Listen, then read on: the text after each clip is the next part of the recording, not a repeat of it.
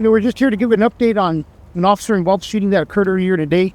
Officers from our Foothills Area Command were dispatched to a domestic violence call just down the road here on Mountain. As they arrived, they made contact with the male individual who was the offender, and they were speaking with the offender at the driveway.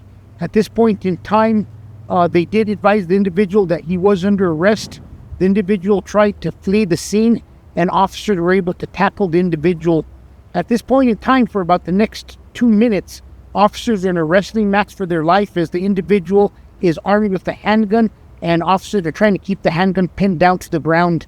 At one point in time, the individual is able to, he's on his stomach at this point, and is able to kind of turn to his back, which the officers lose the ability to keep him pinned down, and the gun starts to come out freely.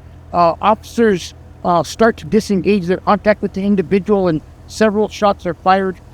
It does appear as he may have fired a shot. It's hard to tell. We have to verify that.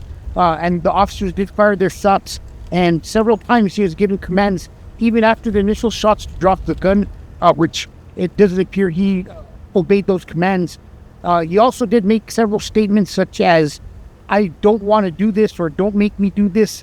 And he also made some statements to just go ahead and kill him. So there was a good struggle over the gun. I'm grateful that none of our officers were injured or killed today, and we will be out here the rest of the day conducting the investigation and interviewing everybody. Yes, Nick.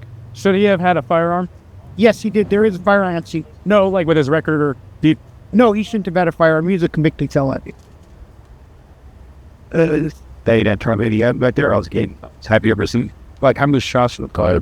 I can't tell exactly. But they slammed this is I'll be coming to me.